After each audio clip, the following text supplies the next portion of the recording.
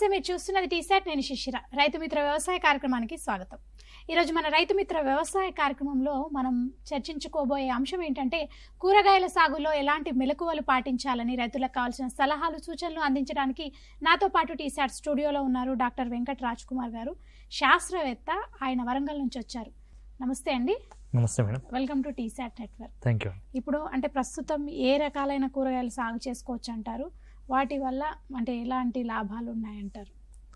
ముఖ్యంగా కూరగాయలు అనేవి మన ఆహారంలో చాలా ముఖ్య పాత్ర పోషిస్తాయండి. ఈ కూరగాయల్లో ముఖ్యంగా మనం చూసుకున్నట్లయితే కాయ కూరగాయలు, అలాగే దుంపజాతి కూరగాయలు, ఆకుకూరలు అనేవి చాలా ప్రాముఖ్యమైనవి. ఇవి కూడా మనకి రోజు ఒక 300 గ్రాముల కూరగాయలు మనం పోషణ తీసుకున్నట్లయితే మంచి ఆరోగ్యంగా ఉంటాము. దీనికి అనుగుణంగా మనము ఒక 100 నుంచి 125 గ్రాముల కాయ కూరగాయలు, అలాగే 100 గ్రాముల దుంపజాతి కూరగాయలు, అలాగే ఒక 75 నుంచి 100 గ్రాముల ఆకుకూరలు అనేది తీసుకున్నట్లయితే సమతుల్యమైన పోషణ మనకు అందడము, అలాగే మన జీవన విధానంలో కూడా మంచి మార్పులు వచ్చి మంచి ఆరోగ్యంగా ఉంటామండి.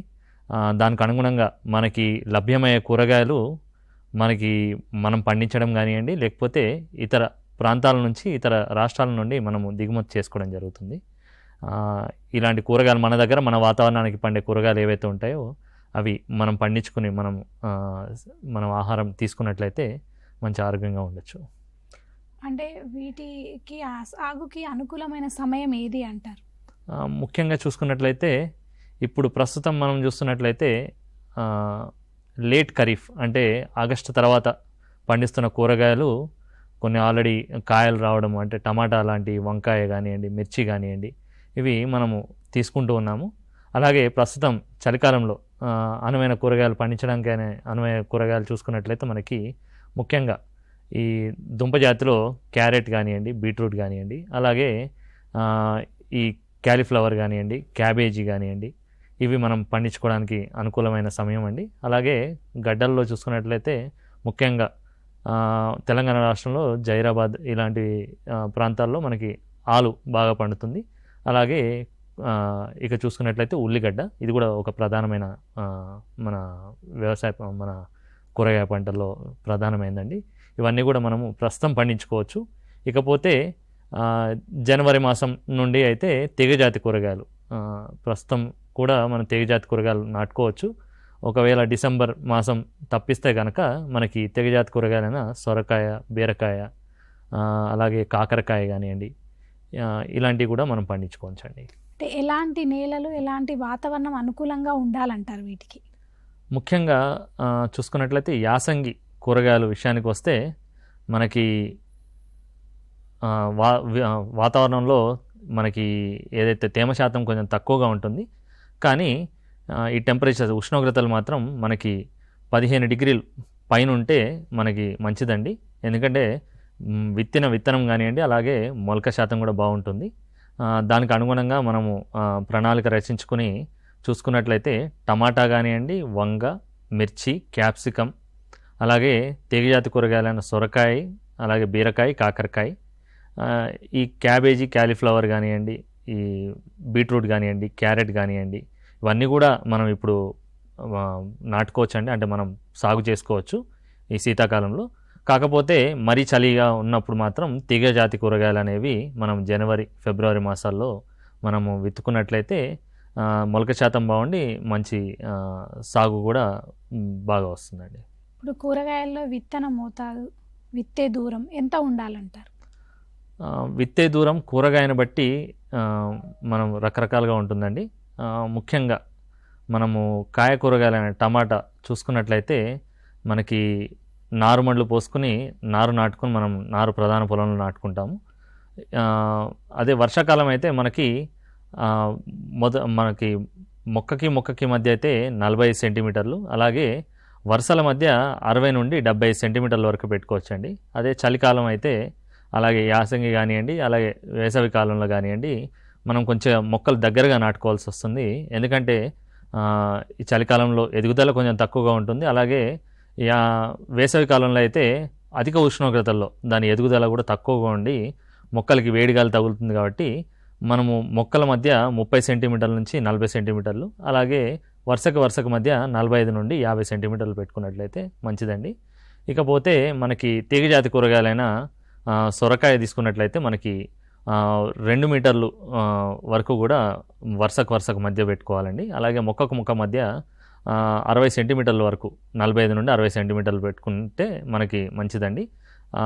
ఇక్కడ తీగజాతి కూరగాయలు ఏవైతే ఉంటాయో అవి పందిళ్ళ మీద పాకించుకున్నట్లయితే మనకి మంచి పంట రావడం, అలాగే మంచి నాణ్యమైన దిగుబడిని తీసుకోవచ్చండి.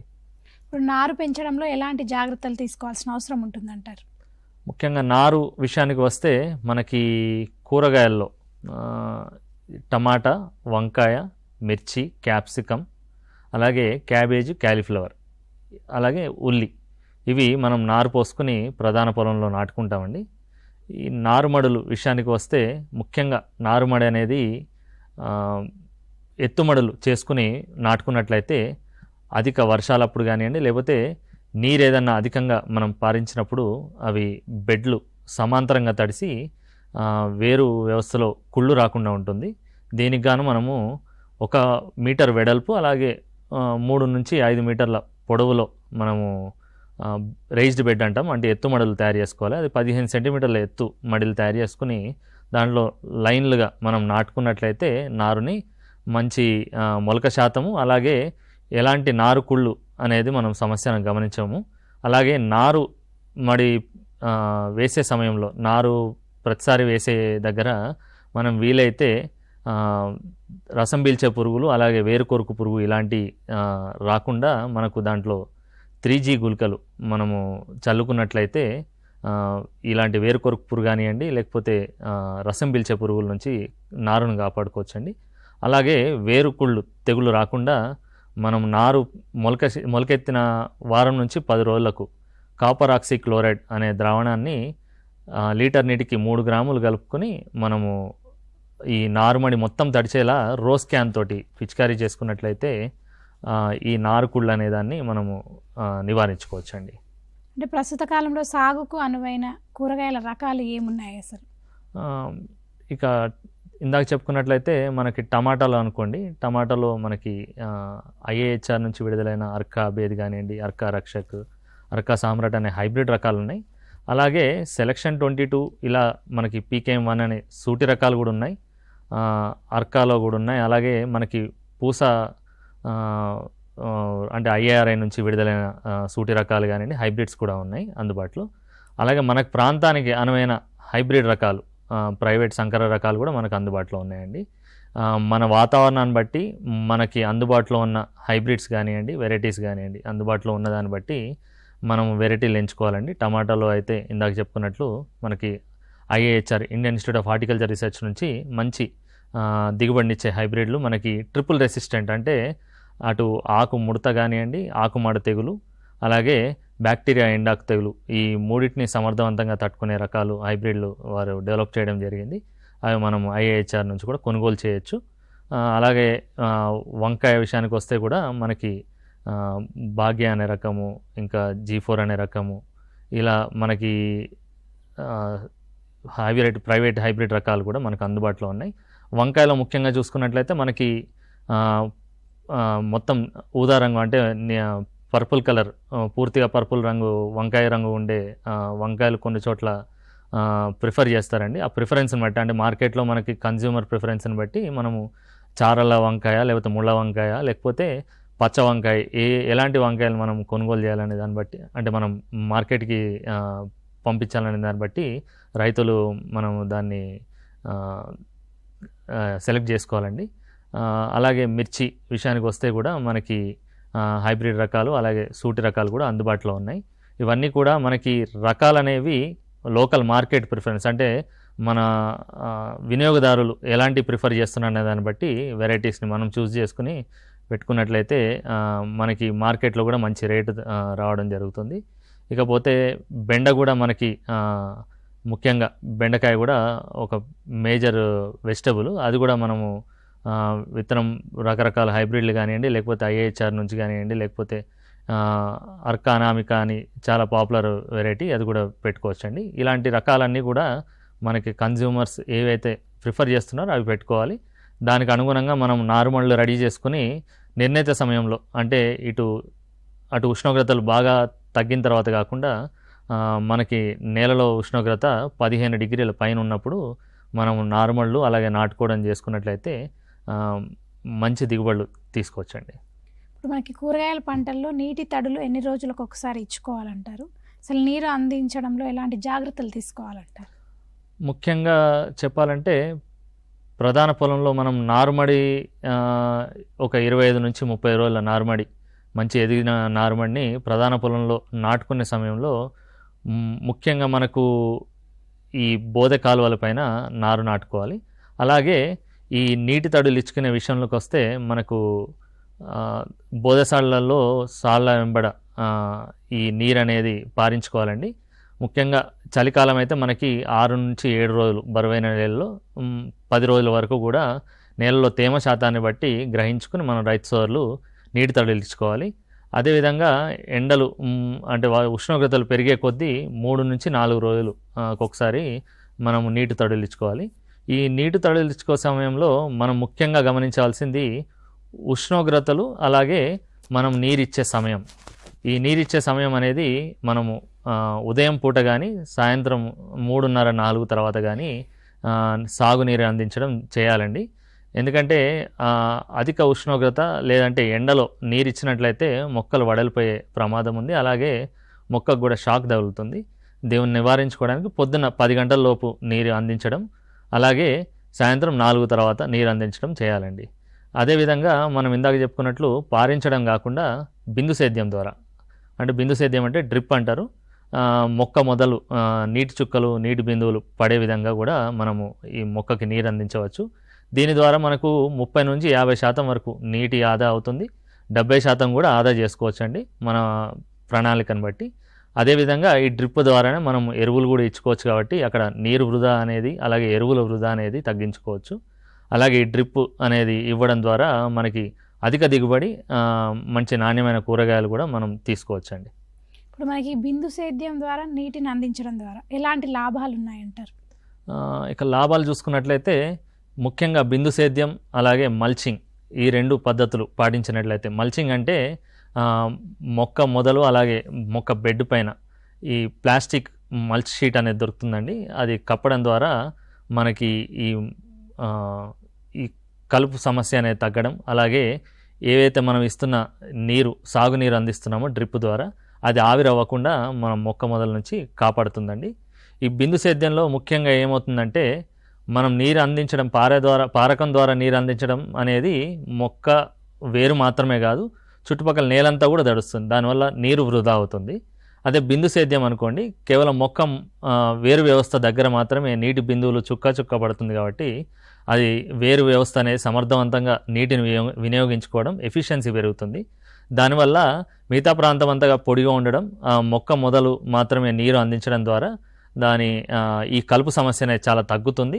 అలాగే పోషకాలు కూడా నేరుగా దాని వేరు వ్యవస్థ దగ్గర ఇస్తున్నాం కాబట్టి పోషకాల లభ్యత కూడా పెరిగి మంచి దిగుబడులు, అలాగే మంచి నాణ్యమైన దిగుబడి తీసుకోవచ్చు. ఇకపోతే ఈ మల్చింగ్ అండ్ బిందు సేద్యం, ఈ 2 కలయిక ద్వారా మనము ఈ కలుపు సమస్య మనకు ఏదైతే వీడింగ్ అంటే మనం కలుపు తీతకి పెడుతున్న కూలీల సమస్య కానివ్వండి, అలాగే ఈ నీటి ద్వారా మనం అందించే ఎరువులు, ఇవి 2 కూడా ఆదా చేసుకుని మనం మరి ముఖ్యంగా 30 నుంచి 50% వరకు నీరు, అలాగే 50% వరకు కూడా మనం ఎరువుల వేస్టేజ్ని మనం తగ్గించవచ్చు. అలాగే మంచి నాణ్యమైన పంటను, అలాగే ఎదుగుదలను మనం చూడవచ్చండి. ఇప్పుడు ఎరువుల యాజమాన్య పద్ధతులు ఎట్లా పాటించాల్సి ఉంటుందంటారు? ముఖ్యంగా ఈ కూరగాయలు సాగుకి మనం ప్రతినిత్యం అంటే ఎప్పుడు ఎల్లవేళల ఎరువు అనేది కాకుండా మనకి దాని పోషకాలు, దాని ఎదుగుదలను బట్టి పోషకాలు అందించాల్సి ఉంటుంది. మరీ ముఖ్యంగా మనకు నేల తయారీ సమయంలో పశువుల ఎరువు 8 నుంచి 10 టన్నులు ఎకరానికి మనం బాగా మాగిన పశువుల ఎరువు వేయాలండి. ఈ మాగిన పశువుల ఎరువు చూసుకున్నట్లయితే ఈ మాగని పశువుల ఎరువు వేయడం వల్ల ఈ మొక్క మొదల్లో కుళ్ళు రావడం, అలాగే వేడిని వ్యాపింపజేసే, ఎందుకంటే దానిలోంచి వేడి రావడం వల్ల మొక్క కుళ్ళిపోవడం జరుగుతుంది. ఇది నివారించుకోవడానికి బాగా మాగిన పశువుల ఎరువును మాత్రమే మనం వినియోగించాలి. అదేవిధంగా మనకి నేల ద్వారా సంక్రమించే చీడపీడలు, అలాగే ఈ వేరుకొరుకు పురుగు ఇలాంటివి మనం నివారించడానికి మరీ ముఖ్యంగా అయితే మనకి వేపపిండి 200 నుంచి 250 కిలోల వేపపిండిని ఒక ఎకరానికి మనము అందించినట్లయితే, అలా ఆఖరి దుక్కులో వేసుకుని దున్నుకున్నట్లయితే మనకి వేప నుంచి వచ్చే గుణాలు ఏవైతే ఉంటాయో ఆ పురుగుల్ని అరికట్టడానికి సమర్థవంతంగా పనిచేస్తాయి. అదేవిధంగా మనకి ఈ భాస్వరం అంటే నత్రజని, పొటాషు, భాస్వరం, ఈ భాస్వరంని ఇచ్చే ఎరువుల్ని పూర్తిగా కూడా మనము ఆఖరి దిక్కులో వేసుకుని బేసల్ డోస్ అంటాం, అంటే దుక్కి సమయంలోనే వేసుకోవాలండి. ఎందుకంటే ఈ భాస్వరం అనే ఎరువు అనేది మనకి వేరు వ్యవస్థని బలపరచడానికి, అలాగే మొక్క ఎదుగుదల మొదటి దశల్లో అంటే మనకి శాఖీయ దశల్లో బాగా పనిచేస్తుంది. మొక్క వేరు వ్యవస్థ బలపరచడానికి ఇది పనిచేస్తుంది కాబట్టి మొత్తం అడుగులోనే వేసుకోవాలి. పైపాటిగా భాస్వరం ఎరువుల్ని తగ్గించుకోవాలండి. అదే నత్రజని కానీ పొటాషిక్ ఎరువులు ఇవి రెండు కూడా మనము 2 నుంచి 3 దఫాలు లేదా 4 దఫాలుగా మనము మొక్కకు అందించుకున్నట్లయితే ఈ ఎరువుల సమర్థవంతంగా వినియోగం జరుగుతుంది. అదేవిధంగా ఎరువుల యాజమాన్యం కూడా బాగా పాటించినట్లయితే మనకు తక్కువ ఖర్చులో మంచి దిగుబడులు తీసుకోవచ్చండి. ఇప్పుడు మనకి కలుపు ఎట్లా నివారించుకోవచ్చు అంటారు?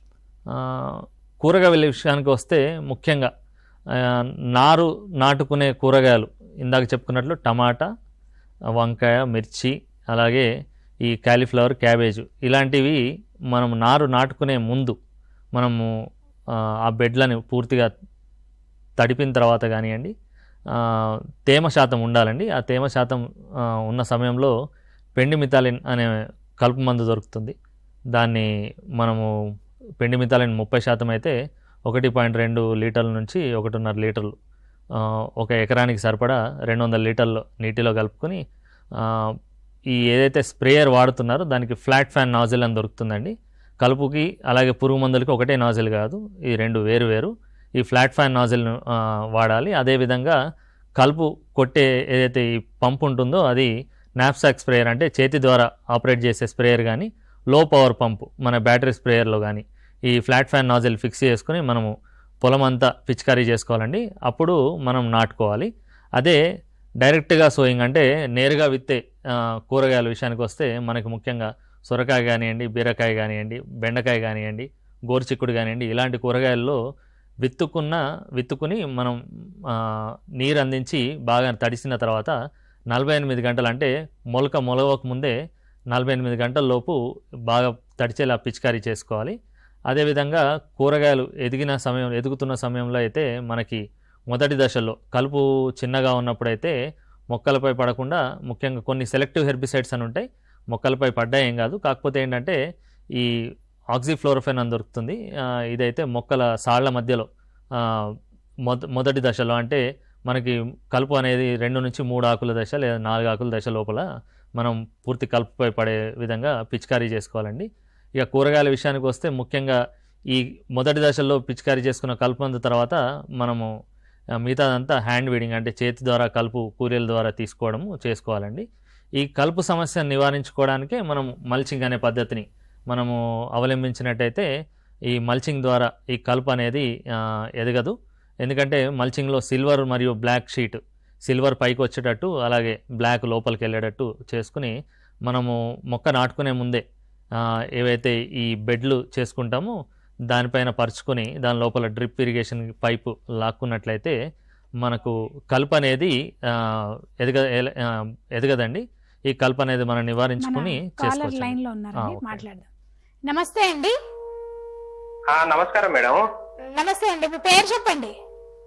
నా పేరు మధుసూదన్ అండి. మధుసూదన్ గారు మీ ప్రశ్న అడగండి. ఇప్పుడు మనతో పాటు వెంకట రాజ్ కుమార్ గారు ఉన్నారు. సార్ నమస్కారం సార్. నమస్తే సార్. సార్ ఇప్పుడు టమాటా బెండకాయ వేద్దాం అనుకుంటానా, అదొక ఎకరం ఇదొక ఎకరం, కొంచెం మంచి రకాలు ఉంటే చెప్తారా సార్? దిగుబడి కొంచెం మంచిగా రావాలి. ఓకే అండి. ముఖ్యంగా వారు అడిగినట్టు టమాటా మరియు బెండ అయితే వేసుకున్నట్లయితే ఈ నవంబర్ అంటే ఈ అక్టోబర్ ఎండింగ్ లోపల కానీ నవంబర్ మొదటి వారం లోపలే వేసుకోవాలండి. ఎందుకంటే తర్వాత చలికి ఎదుగుదల సరిగ్గా ఉండదు. అలాగే ఈ రసం పీల్చే పురుగుల ఉధృతి కూడా ఎక్కువ ఉండొచ్చు. అలాగే టమాటా అయితే మనకి ఈ నవంబర్ 15 లోపల మనము నారు అనేది నాటుకునేటట్టు ప్రణాళిక సిద్ధం చేసుకున్నట్లయితే ముఖ్యంగా మనకి రైతు సోదరులు హైబ్రిడ్స్ ఎక్కువగా వెళ్తూ ఉంటారు. ఈ హైబ్రిడ్స్లో మనకి ఇందాక చెప్పుకున్నట్లు అర్కా అభేద్ కానీ అర్కా రక్షక్ కానీ లేదంటే మనకి US 440 అనే ప్రైవేట్ రకాలు, అలాగే PHS 448 ఇలా ప్రైవేట్ రకాలు కూడా ఉన్నాయండి. ఈ రకాలను మనము ఏవైతే హైబ్రిడ్స్ ఉన్నాయో ఈ హైబ్రిడ్స్ని మనము నారుమడి పెంచుకుని లేదా నారు డైరెక్ట్గా దొరికిన అయితే మనం నర్సరీస్ నుంచి తెచ్చుకొని మనము ఎకరంలో మనం నాటుకోవచ్చండి. ఇక టమాటా విషయానికి వస్తే ముఖ్యంగా వీలైతే మనం స్టేకింగ్ అనే పద్ధతి మనం పాటించినట్లయితే ఈ టమాటా మంచి దిగుబడి రావడం, అలాగే నేలకు ఆనకుండా ఉంటాయి కాబట్టి టమాటాలు కూడా నేల ద్వారా సంక్రమించే లేదంటే పురుగులు లేకపోతే తెగుళ్ళు ఇవి ఆశించకుండా ఉంటాయి.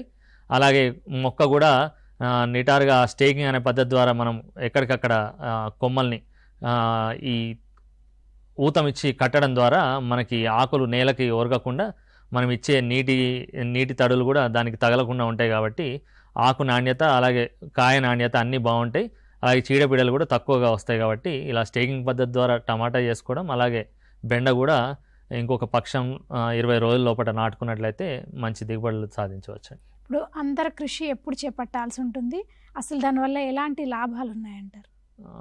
అంతర కృషి అంటే ఇంటర్ కల్చరల్ ఆపరేషన్స్ అంటామండి. ముఖ్యంగా అంతర కృషి చేసుకోవడం అనేది 2 విధాలు. ముఖ్యంగా మనం ఇందాక చెప్పుకున్నట్లయితే ఎక్కడైతే మల్చింగ్ చేయలేదో అలాంటి చోట్ల మనము కలుపు సమస్యను నివారించుకోవడానికి ఈ గొర్రు ద్వారా కానివ్వండి లేకపోతే ఎడ్ల నాగల ద్వారా కానివ్వండి వరుసకు మధ్యలో మనము ఈ నాగలు తోలడం లేకపోతే గొర్రు తోలడం ద్వారా మనకు నేల అనేది డిస్టర్బ్ అవడం ద్వారా ఈ కలుపు ఏదైతే ఉంటుందో ఆ కలుపుని మనము డిస్టర్బ్ చేస్తాము. అలాగే కలుపుని మొదళ్ళ నుంచి మనం పైకి పెకలు వేస్తాం కాబట్టి దానికి నీరు అందకుండా ఎండిపోతుంది. అలాగే మనము ఈ మొక్క వేర్ల దగ్గరలో నుంచి వెళ్తూ ఉంటాం కాబట్టి మొక్క వేరు దగ్గర కూడా అంటే వేరు డిస్టర్బ్ కాకుండా ఈ సాళ్ల మధ్యలో మనం చేసుకున్న అంతర్కృషి వల్ల అలాగే మొక్క మొదల్లో కలుపు తీయడం వల్ల ఈ గాలి ప్రసరణ అనేది బాగా జరిగి వేరు వ్యవస్థ కూడా బలపరిచి మనకి ఎదుగుదల బాగుంటుంది. శాఖీయ ఎదుగుదల కూడా మంచిగా ఉండి మంచి నాణ్యమైన పూత కాత కూడా వస్తుందండి. ఇప్పుడు కూరగాయలు నాశించే చీడపీడల్ని ఎట్లా నివారించుకోవచ్చు అంటారు, అసలు ఎలాంటి చర్యలు తీసుకోవాలంటారు? కూరగాయల్లో ముఖ్యంగా చూసుకున్నట్లయితే మనకి రకరకాల కూరగాయల్లో రకరకాల చీడపీడలు మనం గమనిస్తూ ఉంటాము. ఇకపోతే మొదటి నుంచి అంటే నారుమడి పెంచుకునే కూరగాయల్లో అయితే ముఖ్యంగా రసం పీల్చే పురుగులు ఉధృతి అనేది మొదటి నుంచి మనం అరికట్టాలండి. దీనికి అనుగుణంగా నారు పెంచుకునే సమయంలోనే మనము టమాటా కానివ్వండి, మిరప కానివ్వండి, లేదంటే వంకాయ కానివ్వండి, లేకపోతే ఉల్లి కానివ్వండి, వీటిని తామర పురుగులు కానివ్వండి, తెల్లదోమ ఆశించే అవకాశం ఉంటుంది.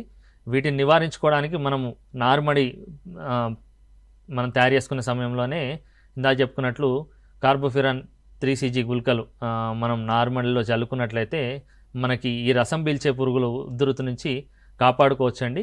ఎందుకంటే ఈ రసం పీల్చే తెల్లదోమలు ఏవైతే ఉంటాయో ఇవి వైరస్ని సంక్రమింపజేస్తాయి. దాన్ని నివారించుకున్నట్లయితే మనకు వైరస్ తెగులు అనేవి కూడా తగ్గుతాయి.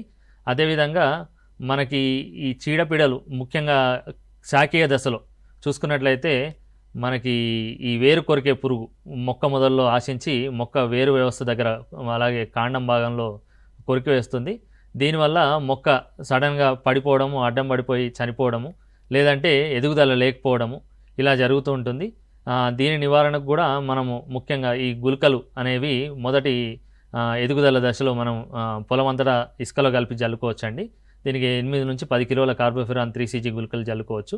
అలాగే ఇంతకుముందు చెప్పుకున్నట్లు వేపపిండి 200 నుంచి 250 కిలోలు వేపపిండిని కూడా మనము మొక్క ఈ సాళ్ల వెంబడి వేసుకోవడం కూడా చేసుకోవచ్చండి.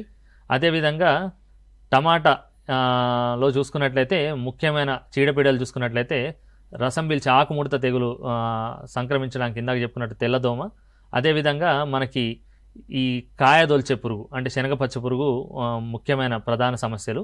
అలాగే ఈ మధ్య సూది పురుగు కూడా ప్రధాన సమస్యగా మనం గమనిస్తూ ఉన్నాము. ఈ రసం పీల్చే పురుగులకి మనం నివారించుకోవడానికి ఇందాక చెప్పినట్టు గుళికలు వేసుకోవడం, అలాగే అధిక ఈ తెల్లదోమ నివారించడానికి మనకు ఎల్లో కలర్ స్టిక్కీ ట్రాప్స్ అంటే పసుపు రంగు జిగురట్టలు అనేవి మనకి మార్కెట్లో దొరుకుతాయండి.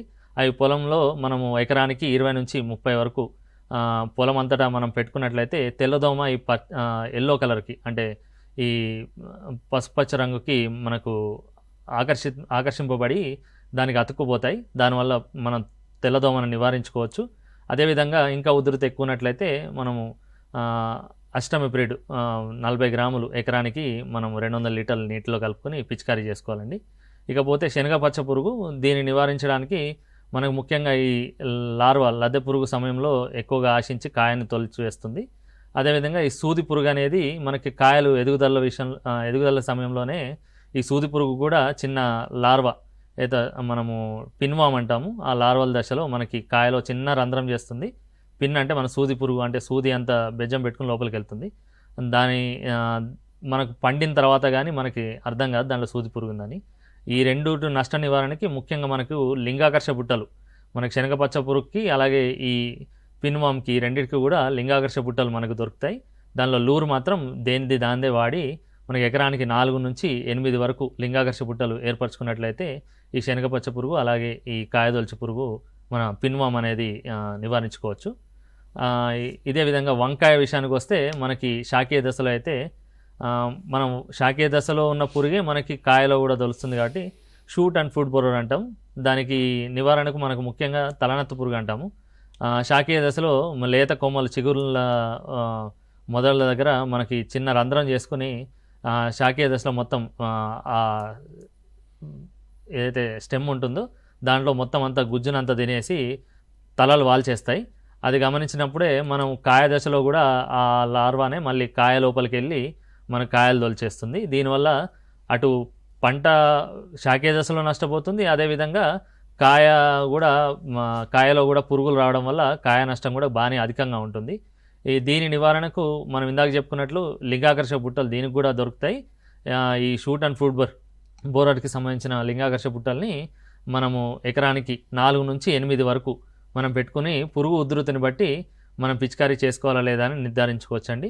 ఒకవేళ అధికంగా ఉన్నప్పుడు మనము ఆ లింగాకర్షక బుట్టల్లో పడిన పురుగుల సంఖ్యను బట్టి మనము ఈ కాయలు కూడా ఏవైతే నష్టపరిచిన కాయలు ఉంటాయో ఆ కాయలు మొత్తం ఏరివేసి ఒక గుంత తీసి దాంట్లో కప్పెట్టి లేదా ఆ కాయల్ని మనం పూర్తిగా కాల్చివేసినట్లయితే ఆ లార్వా దశలోనే మనం దాన్ని నివారించుకోవచ్చు.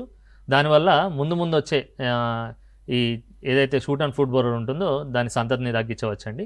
అదేవిధంగా మనకి ఫ్లూ బెండమైడ్ దొరుకుతుంది. ఆ మందుని 0.25 నుంచి 0.3 ml లీటర్ నీటికి కలుపుకొని పిచికారీ చేసుకోవచ్చండి. అయితే మనం ఇందాక మాట్లాడుకున్నట్టు కూరగాయలకి సంబంధించి చీడపీడలను ఎలాంటి చీడపీడలు ఆశిస్తాయని చెప్తూ ఉన్నారు కదా, అంటే దాన్ని ఎట్లా నివారించుకోవచ్చు అని. ఇంకా అనేక రకాల చీడపీడలు ఉంటాయి. సో వాటిని ఎట్లా నివారించుకోవచ్చు అంటారు? ఇక ముఖ్యంగా అంటే మరో ప్రధానమైన పంట మిర్చి. ఈ మిర్చిలో అయితే మనకి ముఖ్యంగా ఆకుముడత, అలాగే జెమినీ వైరస్, అలాగే నారుకుళ్ళు నారు సమయం నుంచి చూస్తూ ఉంటాం. ఈ నారుకుళ్ళు మనం నివారించుకోవడానికి మనం నారుమళ్లలోనే మనం మొదట్లో చెప్పుకున్నట్టు కాపర్ ఆక్సిక్లోరైడ్ అనే మందుని 3 గ్రాములు లీటర్ నీటికి కలుపుకొని ఈ మొక్క మొదళ్ళు నారుమళ్ళు మొత్తం తడిచేలాగా రోజ్ క్యాన్ తోటి పిచికారీ చేసుకోవాలండి. అదేవిధంగా మనకి 15-20 రోజులకి మనకి కార్బోఫ్యూరాన్ 3cg గుళికలు మనము నార్మల్లో జల్లుకోవాలి. దీనివల్ల రసం పీల్చే పురుగులు ఉధృతి తగ్గించుకోవచ్చు. ముఖ్యంగా మిర్చి నార్లు పెంచే సమయంలో మాత్రం దోమతెరలు వీలైతే ఈ మిర్చి నార్ల పైన మనం కప్పడం ద్వారా ఈ తెల్లదోమ అలాగే తామర పురుగులు ఆశించకుండా అలాగే వాటి ద్వారా సంక్రమించే వైరస్ తెగులని కూడా అరికట్టుకోవచ్చండి. దీనివల్ల మనకి ప్రధాన పొలంలో మొదటి 20 నుంచి 30 రోజుల వరకు ఈ రకరకాల తెగుళ్ళు కానివ్వండి లేకపోతే చీడపీడల ఉధృతి అనేది తగ్గించుకోవచ్చండి. ఇకపోతే మిర్చిలో ప్రధానంగా మనకి ఈ కాయ ఎదుగుదల సమయంలో అలాగే శాఖీయ దశలో అయితే ఆకుముడతలో కూడా మనకి ఈ ముఖ్యంగా ఈ జెమినీ వైరస్ కానివ్వండి లేకపోతే తెల్లదోమ లేకపోతే తామర పురుగులు ఈ ఉధృతి ఎక్కువగా ఉంటుంది. ఈ రసం పీల్చే పురుగుల ఉధృతి మనం తగ్గించుకోవడానికి శాఖీయ దశలో అయితే మనకు మొదట్లో మందుల్ని మార్చి కొట్టాలండి. ఒకటే మందుని 2-3 సార్లు పిచికారీ చేయకూడదు. వీలైతే ఫస్ట్ అస్టామిప్రిడ్ 40 గ్రాముల ఎకరానికి 200 లీటర్ల నీటిలో కలుపుకొని పిచికారీ చేసుకోవాలి. లేదంటే 1.5 గ్రాము అస్ఫేటు ఇది 1 లీటర్ నీటికి కలుపుకొని పిచికారీ చేసుకోవాలి. ఇలా మనం మార్చి చేసుకోవాలి. అదేవిధంగా మనకి దీంట్లో నల్లి ప్రభావం కూడా ఉంటుంది. ఇది కింది ముడత, అంటే ముడత ఆకు కిందికి ముడుచుకోవడం, అలాగే ఆకు కాడలు అనేవి పొడవుగా వచ్చి ఉంటాయి. దీనివల్ల నల్లి ప్రభావం వల్ల ఇది దీనికి మనకి ఏదైతే స్పైరోమెస్ఫిన్ కానివ్వండి, ప్రొపాగేట్ మనకి దొరుకుతుంది. ఇది మనము మిర్చిలో స్ప్రే చేసుకున్నట్లయితే ఈ నల్లి ప్రభావాన్ని మనం తగ్గించుకోవచ్చు. అదేవిధంగా ముఖ్యంగా ఈ కాయ తొలిచే పురుగు, ఇందాక చెప్పుకున్నట్టు శనగపచ్చ పురుగు దీంట్లో కూడా ఆశిస్తుంది. దీన్ని తగ్గించుకోవడానికి నివారించుకోవడానికి కూడా లింగాకర్ష బుట్టలు మనం పెట్టుకున్నట్లయితే ఈ కాయ తొలిచే పురుగును కూడా మనం నివారించుకోవచ్చు.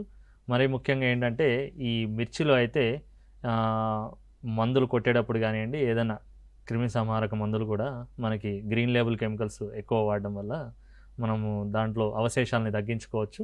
ఎందుకంటే ఎగుమతికి అనువైన ఈ మిర్చి రకాలు ఈ వరంగల్ జిల్లా ఇటు సైడు ఖమ్మం ఈ జిల్లాల్లో మనం పండిస్తూ ఉంటారు ఎర్రమిరప. ఈ ఎర్రమిరపలో అధిక మనం పిచికారీ చేసుకున్నట్లయితే మనకి ఈ ఎగుమతుల్లో మనకి రిజెక్షన్స్ ఎక్కువ అవుతున్నాయి. దానికి అనుగుణంగా బ్యాండ్ కెమికల్స్ కూడా వాడడం నిషేధము. కాబట్టి ఇవన్నీ కూడా రైతు సోదరులు దృష్టిలో పెట్టుకుని మనకి ఈ మధ్య ఎక్కువగా వస్తున్నాయి నల్ల తామర పురుగుకి పిచికారీ చేసుకునే సమయంలో ముఖ్యంగా వేప నూనె నుంచి స్టార్ట్ చేసుకుని మనము మెల్లమెల్లగా మందుల్ని మార్చి కొట్టుకోవడం వల్ల దేనికి రెసిస్టెన్స్ రాకుండా తామర పురుగులను కూడా మనం సమర్థవంతంగా అరికట్టుకోవచ్చు అండి. అంటే మనకి ఇప్పుడు వివిధ కూరగాయల్లో పాటించవలసిన జాగ్రత్తలు ఏంటి అంటారు?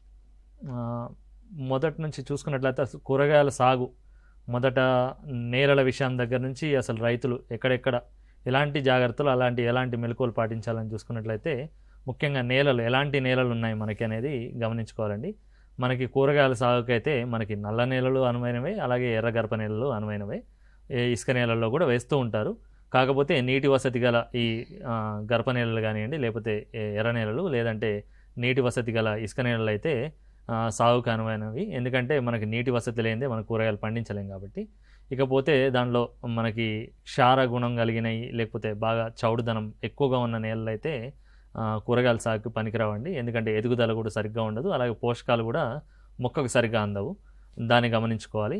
ఇకపోతే pH, దాంట్లో pH అలాగే EC ఇవి రెండు చూసుకోవాలండి. pH అనేవి మనకి 5.5 నుంచి 6.5 ఉన్నట్లయితే కొంచెం దాంట్లో పోషకాలని అది పశువుల ఎరువు ఇలాంటివి పెంచుకోవడం, అలాగే మనకి ఏవైతే పచ్చి రొట్టె ఎరువులు ఉంటాయో అవి వేసుకోవడం చేసుకోవాలి. అలాగే బాగా క్షారగుణం సైడ్ ఉన్నాయి అంటే 8 pH పైన ఉన్నవి కూడా వాటిలో కూడా పచ్చి రొట్టె ఎరువులు వేసుకుంటూ మనము నేలను తయారు చేసుకుని మనం సాగుకి అనువైన విధంగా మార్చుకోవచ్చండి. మరి ముఖ్యంగా pH అయితే 6.5 నుంచి 7.5, 8 లోపల ఉంటే మంచి pH, అలాగే మంచి నేలలు. దానికి అనుగుణంగా మనకి సాగునీరులో కూడా ఎలాంటి pH ఉంది అనేది చూసుకోవాలి. లవణ శాతం ఎంత ఉందో చూసుకోవాలండి. దానికి అనుగుణంగా మనము ప్రణాళిక రచించుకోవాలి. అలాగే కూరగాయలను కూడా ఎంపిక చేసుకోవాలి. ఇకపోతే మట్టిలో మనకి pH ఎంత ఉంది ఏంటనేది తెలుసుకోవాలనుకుంటే మనము ఈ వేసవికాలం తర్వాత లోతు దుక్కులు దున్నుకున్న తర్వాత మనకు వీలైతే ఈ మట్టి పరీక్ష చేయించుకున్నట్లయితే మనకి మట్టి పరీక్ష ద్వారా దాంట్లో పోషకాల శాతం ఎంత ఉంది, అది ఏ పంటలకు అనువైనం అనేది మనకు తెలియజేస్తారు.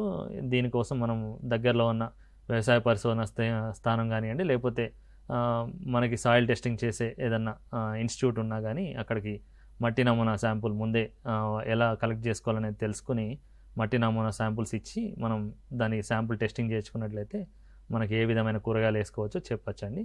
ఇకపోతే దాని తర్వాత నీరు కూడా మనము వాటర్ టెస్టింగ్ కూడా చేసుకున్నట్లయితే మొదటిసారి ఎక్కడైనా సాగు చేస్తున్నట్లయితే ఖచ్చితంగా ఇవి రెండు కూడా పాటించినట్లయితే మనకి ముందు ప్రణాళికలు రచించుకోవచ్చండి.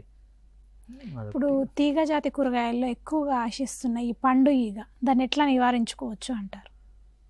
తీగ జాతి కూరగాయలు ముఖ్యంగా ఏంటంటే ఈ వాటిలో భారీగా నష్టపరుస్తుంది అయితే పండు ఈగలు. ఈ పండు ఈగ వల్ల మనకి మొదట్లో తెలియకపోవచ్చండి. మొక్క అంటే ఈ కాయ ఎదుగుదల అలా కాయ డెవలప్మెంట్ సమయంలో పిందె సమయంలోనే ఇది కాయ పైన చిన్న రంధ్రం చేసి గుడ్డు పెట్టేస్తుంది. ఈ పండు ఈగ సమస్య వల్ల కాయ నాణ్యత లోపిస్తుంది, అలాగే కాయ కూడా ఆకృతి దెబ్బతింటుంది. ఈ పండు ఈగలు మనం నివారించుకోవడానికి ముఖ్యంగా మనము ఫ్రూట్ ఫ్లై ట్రాప్స్ అని దొరుకుతాయండి, లింగాకర్ష బుట్టలు లాంటివి. కాకపోతే ఏంటంటే మనం ముఖ్యంగా రైతు సోదరులు గమనించాల్సింది తీగజాతి కూరగాయలకు సంబంధించిన లింగాకర్ష బుట్టలు ఏవైతే ఫ్రూట్ ఫ్లై ట్రాప్స్ అంటున్నామో ఇవి వేరు. అలాగే పళ్ళ తోటలు ఏవైతే మామిడి, జామ, అలాగే ఈ రేగు కానివ్వండి, బొప్పాయి, వీటికి ఆశించే పండుగ వేరండి. ఈ రెండు దీనిలో స్పీషీస్లు వేరు కాబట్టి రెండిటికి సంబంధించిన ఏదైతే లూరు ఉంటుందో అది కూడా వేరు.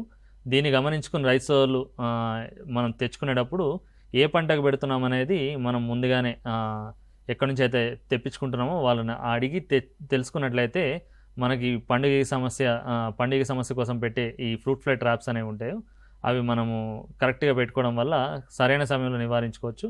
ముఖ్యంగా ఇవి ఏంటంటే పూత సమయం నుంచి కూడా మనకి ఎకరానికి 2 నుంచి 4 ఈ ఫ్రూట్ ఫ్లై ట్రాప్స్ అనేవి మనం పెట్టుకోవాలండి. దాంట్లో ఈ పండు ఈగలు ఆకర్షింపబడి లోపల తిరిగి అవి అలసిపోయి చచ్చిపోతాయి.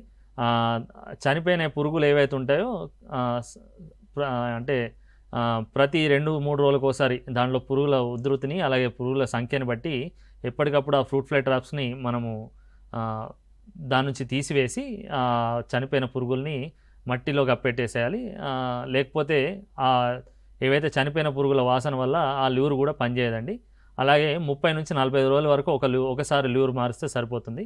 కాబట్టి పంటకాలంలో మొత్తంగా మనకి ఒక 2 సార్లు మనము ఈ ఫ్రూట్ ఫ్లై ట్రాప్స్ అనేవి ల్యూర్స్ మార్చుకున్నట్లయితే సమర్థవంతంగా ఫ్రూట్ ఫ్లైస్ని మనం కంట్రోల్ చేసుకోవచ్చు. అదేవిధంగా ఏవైతే ఆశించిన పళ్ళు ఉంటాయో అవి మనకు కనపడినట్లయితే తీసేసి మొత్తంగా దాన్ని తగలబెట్టేయడం కానీ లేకపోతే భూమిలో కప్పెట్టేయడం కానీ చేయాలి. లేదంటే అక్కడే పాడేసినట్లయితే దాని నుంచి మళ్ళీ పండు ఈగలు తయారయ్యి మళ్ళీ రావడం జరుగుతుంది. కాబట్టి దాన్ని నివారించుకోవడానికి ముఖ్యంగా రైతు సోదరులు ఈ మెలకువలు పాటించాలండి.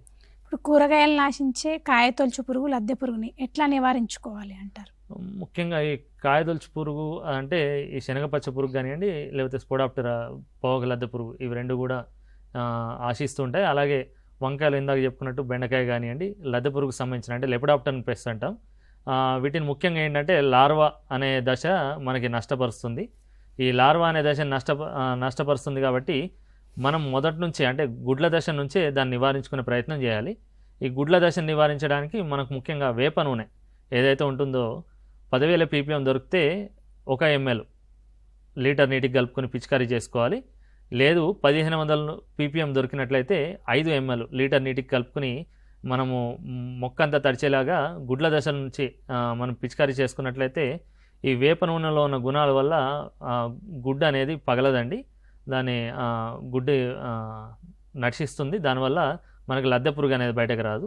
ఒకవేళ లద్దె పురుగు సమయంలో మనం గమనించినట్లయితే ముఖ్యంగా ఈ పొగాకు లద్దె పురుగు కానివ్వండి లేకపోతే శనగపచ్చ పురుగు కానివ్వండి లేకపోతే ఈ షూట్ అండ్ ఫ్రూట్ బర్రర్ ఏదైతే కాయ మరియు కొమ్మదొల్చే పురుగు వంకాయలో కానివ్వండి అలాగే బెండలో కానివ్వండి వీటిల్లో ఆశించే పురుగులు లద్దె పురుగుల నివారణకు మనకు వీలైతే ఎమామెక్టిన్ బెంజైట్ 0.4 గ్రాములు లీటర్ నీటికి కలుపుకొని లేదంటే మనకి క్లోరాంత్రినిప్రోల్ 0.3 ml లీటర్ నీటికి కలుపుకొని పిచికారీ చేసుకోవాలండి.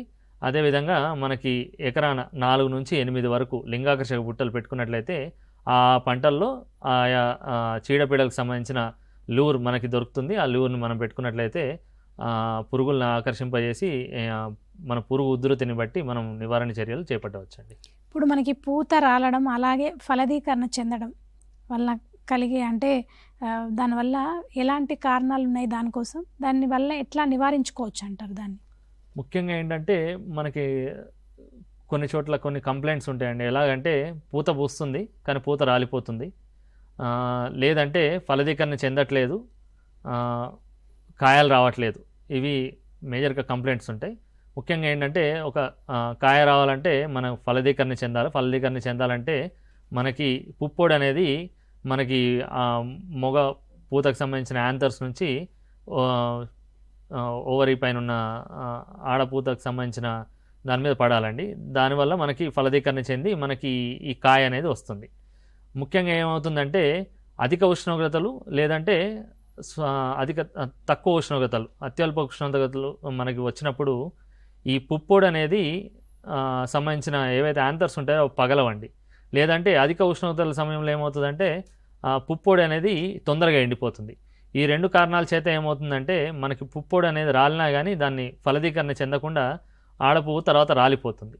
ఇకపోతే ఇంకోటి గమనించింది ఏంటంటే ఎక్కడైతే మనకి ఈ పూత వచ్చిన సమయంలో స్ప్రేలు చేయడం కానివ్వండి, లేదంటే పొద్దున 6 నుంచి 10 గంటల లోపు మనం స్ప్రేయింగ్ చేసినట్లయితే మనకి ఏవైతే ఈ ఫలదీకరణ కోసం ఉపయోగపడే మన పురుగులు ఉంటాయి, అంటే మనకి పాలినేటర్స్ అంటాము జనరల్గా, ఈగలు కానివ్వండి లేకపోతే తేనెటీగలు కానివ్వండి, ఇవి తిరిగే సమయంలో మనం పిచికారీ చేసుకున్నట్లయితే మనకు ఈ పురుగు మందుల వాసన వల్ల కానివ్వండి, దాని ప్రభావం వల్ల కానివ్వండి, మనకి ఈ పూత అనేది మనకు పూత నుంచి వచ్చే యాంథర్స్ అంటే పుప్పొడి కానివ్వండి, ఇవి కూడా మనకి నష్టపోతాము. అలాగే విధంగా ఆ పురుగుల సంఖ్య కూడా తగ్గిపోవడం వల్ల పాలినేషన్ అనేది జరగదు. దానివల్ల మనకు ఫలదీకరణ జరగకుండా కాయలు అనేవి ఫామ్ కావండి. దీనికోసం మనం వీలైతే స్ప్రేయింగ్ అనేది మనం మధ్యాహ్నం పూట్ల అంటే 3:30 తర్వాత కానీ చేసుకోవాలండి ఖచ్చితంగా. మనం మిట్ట మధ్యాహ్నం కానివ్వండి లేకపోతే ఎర్లీ మార్నింగ్స్ చేసుకోకూడదు, అదొకటి గమనించుకోవాలి. ఇకపోతే పాలినేటర్స్ అంటే ఏదైతే ఈ ఫలదీకరణ కోసం ఉపయోగపడే తేనెటీగలు, ఇవి కూడా మనము పెంపొందించుకోవడానికి మనం కెమికల్స్ కూడా అధికంగా వాడకుండా చూసుకోవాలి.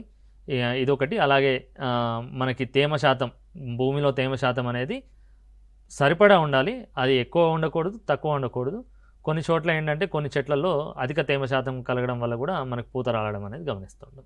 ఇప్పుడు సమగ్ర సాగు విధానం అసలు అంటే ఏంటి అంటారు? అది ఎట్లా చేసుకోవాలి? దానివల్ల లాభాలు ఏంటి అంటారు? ముఖ్యంగా ఇప్పుడున్న పరిస్థితుల్లో సమగ్ర సాగు విధానం మనం చూసుకున్నట్టు ఇంటిగ్రేటెడ్ క్రాప్ మేనేజ్మెంట్ అంటామండి. మొత్తం కెమికల్స్ మీద ఆధారపడకుండా, అంటే రసాయన పిచికారీలు కానివ్వండి, రసాయనిక ఎరువులు కానివ్వండి, ఈ వాడకాన్ని మనం తగ్గిస్తూ సమపాళ్లలో మనము చేసుకున్నట్లయితే నేల ఆరోగ్యం అలాగే మన ఆరోగ్యం కూడా మన చేతుల్లో పెట్టుకున్న వాళ్ళం అవుతాం. ముఖ్యంగా సమగ్ర యాజమాన్యంలో మొదటి నుంచి చూసుకున్నట్లయితే పశువుల ఎరువు వాడడము, అలాగే వర్మి కంపోస్ట్ వినియోగాన్ని పెంచుకోవడము, అదేవిధంగా మనకి మట్టి నమూనా పరీక్షలు చేసుకుని దాంట్లో ఉన్న పోషకాల ఆధారంగా మనం పోషకాలను అందించడం. ఎందుకంటే రైతు సోదరులు భాస్వరము మనకి ఎక్కువగానే ఉంటుంది నేలలో. మన తెలంగాణ రాష్ట్రంలో కూడా అన్ని నెలల్లో ఆల్మోస్ట్ భాస్వరం అధికమైన నేలలే. అయినా కానీ రైతు సోదరులు మనకి భాస్వరం సంబంధించిన ఎరువులు పైపాటిగా కూడా వేసే అలవాటు ఉంది. దానివల్ల భాస్వరం మొక్కకు అందడం కానీ ఏం జరగదు. ఎక్కువగా ఫిక్సేషన్ అంటారు, అంటే నేలలోనే అది ఫిక్స్ అయిపోయి ఉంటుంది. దానివల్ల దాని వినియోగము జరగదు, అదే విధంగా మనకి ఇటు వాడకం కూడా ఎక్కువ జరుగుతుంది. దీన్ని నివారించుకోవడానికి ముఖ్యంగా మనకి ఈ ఎరువులు అనేది కూడా మనకు సమపాళ్లలో మనకు కావాల్సినంత ఎరువు మాత్రమే అందించుకోవడం, వీలైనంతగా మనం ఈ భాస్వరం ఎరువులు అనేవి అవసరమైన మేరకే మొక్కకు అందించడం. అదేవిధంగా యూరియా అనేది లేకపోతే నత్రజనికి సంబంధించిన ఎరువులు, ఈ ఎరువు అనేది మనకి తొందరగా ఆవిరైపోయి గాల్లో వెళ్ళిపోతుంది. కాబట్టి మనకి మొక్కకి సంబంధించి ఎప్పుడైతే అవసరమో దఫాలుగా మనము ఎరువుల్ని అందించడం ద్వారా కూడా మనము సమర్థవంతంగా ఎరువుల వినియోగం అనేది మనం చేపట్టవచ్చండి. అదేవిధంగా ఇక మొదటి నుంచి చీడపీడలు కానీ తెగుళ్ళు కానివ్వండి, ఇవి నివారించుకోవడానికి మనకు అందుబాటులో ఉన్న ఏవైతే ఈ శిలీంద్రనాశులు, జీవ శిలీంద్రనాశులు ఏవైతే ఉంటాయో అవి సూడోమోనాస్ కానివ్వండి, లేదంటే సంబంధించిన అంటే జీవన ఎరువులు అంటాం జనరల్గా. ఈ నత్రజని అందించే రైజోబియం కానివ్వండి, అస్టోబ్యాక్టీరియా కానివ్వండి, ఈ వాడకం అధికం చేయడం వల్ల మనకి నేలలో ఉన్న నత్రజనిని ఫిక్స్ చేసి మనకి మొక్కకు అందించడం జరుగుతుంది. అదేవిధంగా మనకి ఈ రసాయనిక ఎరువుల వినియోగం కూడా తగ్గించుకోవచ్చు. అదేవిధంగా ఈ లింగాకర్షక బుట్టలు, వేప నూనె వాడకం, ఎర్ర పంటలు మనం పెట్టుకోవడం ద్వారా ఇవన్నీ కూడా సమర్థవంతంగా మనం ఈ చీడపీడల్ని అరికట్టవచ్చు. అదేవిధంగా మనకు రసాయనిక ఎరువులు కానివ్వండి, రసాయనిక మన చీడపీడలకు సంబంధించిన పురుగు మందులు అలాగే తెగుళ్ళ మందులను కూడా మనం తగ్గించుకోవచ్చు. వినియోగం తగ్గించుకొని తక్కువ ఖర్చులో మంచి సాగు విధానాన్ని మనం అవలంబించినట్టయితే ఆరోగ్యమైన పంట, అలాగే ఆరోగ్యమైన మన పంట నుంచి వచ్చే పంట ఏదైతే ఉంటుందో కూరగాయలు మనం సాగు చేసుకోవచ్చు. అదేవిధంగా మన ఆరోగ్యం కూడా బాగా మన చేతిలో. అంటే ఒకే పంట సాగు వల్ల ఎలాంటి నష్టాలు వాటిల్లే అవకాశం ఉంది అంటారు? ఒకటే పంట అంటే అదే పంటను వేస్తూ ఉన్నాం అనుకోండి, ముఖ్యంగా ఆ నేలలో ఉన్న ఏదైతే పోషకాలు ఉంటాయో అధికంగా గ్రహిస్తుంది. ఇక రెండవది విషయానికి వస్తే అదే పంట అదే పొలంలో ఉండడం ద్వారా ప్రతిసారి సంక్రమించే తెగుళ్ళు కానివ్వండి, పురుగులు ఆశించే అవకాశం ఎక్కువగా ఉంటుంది. ఎందుకంటే దాని జీవన చక్రం అనేది అక్కడెక్కడే తిరుగుతుంది. ఆ పంట ఎప్పుడూ అందుబాటులో ఉండడం వల్ల దాని జీవన చక్రం అక్కడే ఆ సైకిల్ క్రాప్ సైకిల్లోనే కంటిన్యూ చేస్తూ ఉంటుంది. కాబట్టి మన తెగుళ్ళకు సంబంధించి నేల ద్వారా సంక్రమించే ఈ వేరుకుళ్ళు సమస్య కానివ్వండి, అలాగే మన వివిధ రకాలైన చీడపీడలు ఏదైతే రసం పీల్చే పురుగులు అవశేషాలు కానివ్వండి, లేకపోతే ఈ లద్దె పురుగులు ముఖ్యంగా ప్యూపల్ దశ నేలలో మనం కంప్లీట్ చేసుకుని మళ్ళీ పంట అక్కడే ఉండడం వల్ల దాని జీవన చక్రం మళ్ళీ కంప్లీట్ చేసుకుని మళ్ళీ గుడ్లు పెట్టడం, ఇదంతా కూడా ఒక సైకిల్ లాగా జరుగుతుంది. దీనివల్ల మనకి అధికంగా అదే పురుగు మందులు పిచికారి, అదేవిధంగా అధిక రసాయనాలు వాడకం, అదేవిధంగా తెగుళ్ళు పురుగుల సమస్య, ఇదంతా కూడా నిరంతరం మనం గమనిస్తూ ఉండాలి. దానికి అనుగుణంగా మనకు కెమికల్స్ వాడుతూనే ఉంటారు రైతు సోదరులు. దీన్ని మనం అరికట్టడానికే మనము క్రాప్ రొటేషన్ అంటాం. మనం ఒకవేళ టమాటా కానివ్వండి, వంకాయ ఇలాంటివి వేసినప్పుడు దాంట్లో ఈ పప్పు జాతికి సంబంధించిన రకాల ఏదైనా పంట వేసుకోవడము, లేదంటే చిక్కుడు జాతికి సంబంధించిన పంటలు వేసుకోవడం వల్ల మనకి నేలలో నత్తరయాన్ని ఫిక్స్ చేసుకోవడం, అలాగే దాంట్లో ఉన్న చీడపీడల్ని మనం ఇక్కడ అరికట్టి బ్రేక్ చేసిన వల్ల మొత్తం దానివల్ల మనకి సమస్య అనేది రిపీట్ కాదండి. అందుకు మనము ఎప్పటికప్పుడు ఈ పంటలు అనేవి మార్పు చేస్తూ మనము అదే పొలంలో మరి వేరే పంట వేసుకునే విధంగా ప్రణాళిక రచించుకోవాలండి. ఇప్పుడు మనం ఎలాంటి ఆకుకూరలు వేసుకోవచ్చు అంటారు ఇప్పుడు ఈ కాలంలో? ఆకుకూరల విషయానికి వస్తే మనకి ఆకుకూరలు కొత్తిమీర, అలాగే మెంతి కూర, పాలకూర, తోటకూర ఇవి పండించుకోవచ్చండి. ముఖ్యంగా ఏంటంటే మనకి కొత్తిమీర కానివ్వండి, లేకపోతే ఈ మెంతికూర, మంచి నాణ్యమైన మెంతికూర, మంచి కొత్తిమీర కూడా ఈ చలికాలంలో తీసుకోవచ్చు. అదేవిధంగా మనకి వేసంగికి వెళ్ళే సమయంలో కూడా ఆ పాలకూర కానీ తోటకూర కానీ మంచి నాణ్యమైన ఆకుకూర వస్తుంది.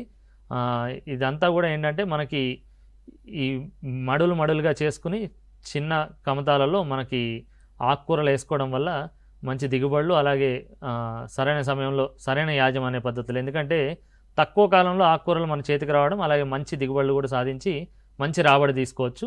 30 నుంచి 45 రోజుల్లో మనకు ఒక్కొక్క కటింగ్ తీసుకోవచ్చు. కాబట్టి కొత్తిమీర కానివ్వండి, మెంతికూర, అలాగే తోటకూర, పాలకూర అనేవి మనం ఈ సమయంలో మనం వేసుకోవచ్చండి. ఇప్పుడు ఆకుకూరల్లో మంచి దిగుబడులు రావాలంటే ఎలాంటి చర్యలు చేపట్టాలి? రైతులకు మీరు ఇచ్చే సలహాలు, సూచనలు ఏంటి? ఆకుకూరల విషయానికి వస్తే విత్తనం ఏదైతే ఉంటుందో విత్తన శుద్ధి చేసుకోవాలండి. ముఖ్యంగా ఏంటంటే ఆకుకూరలు మనం నేరుగా తింటాం కాబట్టి దీనికి ఎలాంటి క్రిమి సంహారక మందులు ఇలాంటి పిచికారీ చేయకూడదు.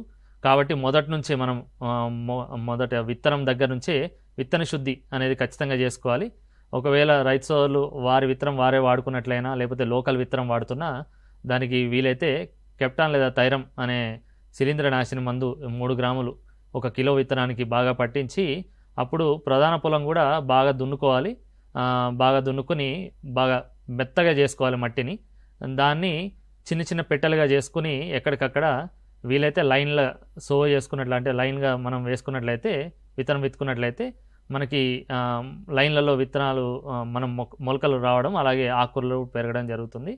ఇకపోతే వేపపిండి వీలైతే ఎకరాన 200 కేజీల వేపపిండిని కూడా వేసుకుని ఆఖరి దుక్కులో దున్నుకోవాలండి. దీనివల్ల మనకి ఈ చిన్న చిన్న పురుగులు కానివ్వండి, వేరు కొరికే పురుగులు ఇలాంటివి కూడా మనము నివారించుకోవచ్చు.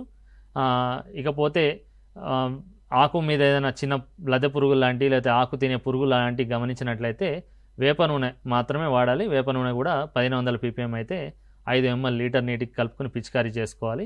ఇకపోతే ఎలాంటి శిలీంద్రనాశి మందులు కానివ్వండి, మిగతా కెమికల్స్ వాడకుండా చూసుకుంటే మనకు ఆకుకూరలు ఫ్రెష్గా, అలాగే ఎలాంటి క్రిమి సంహారక మందుల అవశేషాలు లేకుండా మనం మార్కెట్లో అందుబాటులోకి తీసుకురాగలుగుతాము. ముఖ్యంగా రైతు సోదరులు ఈ అన్ని మెళకువలు పాటించుకుంటూ ఎప్పటికప్పుడు నీటి తడులు చిన్నగా ఇచ్చుకున్నట్లయితే మంచి నాణ్యమైన ఆకుకూర కూడా మనం తీసుకోవచ్చండి. కూరగాయల సాగులో ఎలాంటి మెలకువలు పాటిస్తే రైతులకు అధిక దిగుబడులు అందుతాయి, అంటే రైతులకు ఎలాంటి లాభాలు చేకూరుతాయని చాలా చక్కగా వివరించారు డాక్టర్ వెంకట రాజ్ కుమార్ గారు. థ్యాంక్ యూ సో మచ్ అండి. నమస్తే. ఇది ఇవాల్టి మన రైతు మిత్ర వ్యవసాయ కార్యక్రమంలో అంశం. తిరిగి వచ్చే వారం మరో అంశంతో మళ్ళీ కలుసుకుందాం. అంతవరకు చూస్తూనే ఉండండి టీసాట్.